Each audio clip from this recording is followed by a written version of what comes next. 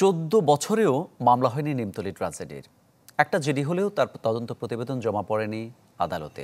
Police বলছে ঊর্ধ্বতন কর্তৃপক্ষের নির্দেশে এমনটা হয়েছিল। তবে আইনজ্ঞরা বলছেন বাস্তবতা যাই থাকুক, এত মানুষের মৃত্যুতে মামলা না হওয়া বিস্ময়কর।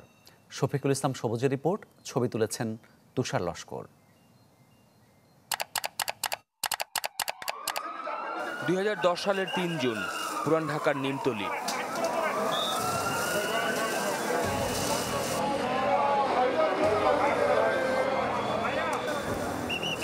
বিদ্যুতের ট্রান্সফরমার বিস্ফোরণ থেকে লাগা আগুন ছড়িয়ে পড়ে পাশের কেমিক্যালের গুদামে। ওই ভবনেই হচ্ছিল বিয়ের অনুষ্ঠান।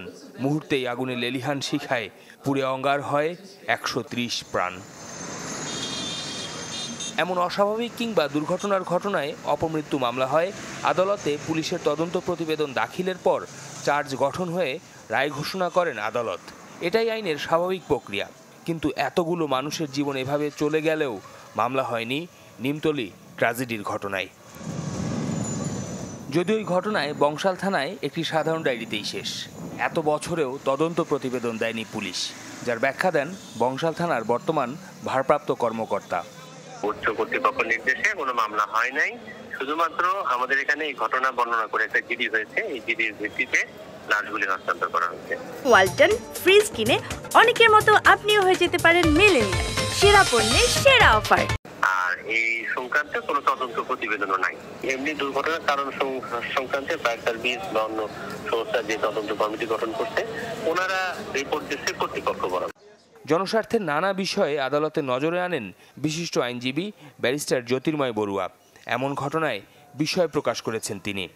একটা অস্বাভাবিক মৃত্যু যখন হয়েছে, সেই মৃত্যুর পরিপ্রেক্ষিতে একটি আইনি প্রক্রিয়ার মাধ্যমে তদন্ত হবে। তদন্ত হওয়ার পরে আদালত পর্যন্ত যাবে। আদালত যদি মনে করে যে না, এখানে কোনো পার্টিকুলার ব্যক্তির আসলে কোনো দায়বদ্ধতা নাই, তাহলে সেক্ষেত্রে আদালত তার মন্তব্য দিয়ে মামলাটি নথিজাত করবেন।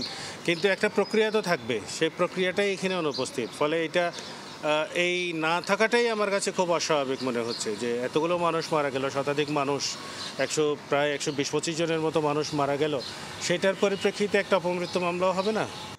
তার মতে নিমতলী ট্র্যাজেডি থেকে বেইলি রোড ট্র্যাজেডি সময়ের হিসেবে 14 বছর হলেও মানুষের মৃত্যুতে রাষ্ট্র যে দায়হীন তা বোঝা যায় এমন ঘটনায়।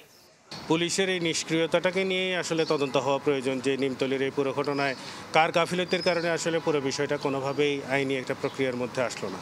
কারণ জিডির মাধ্যমে কেবল লাশ হস্তান্তর করা, এইটা কোনো স্যাটিসফাইং কোনো আনসার হতে পারে না একজন পুলিশ কর্মকর্তার কাছ থেকে। শফিকুল ইসলাম সবুজ, চ্যানেল 24, ঢাকা।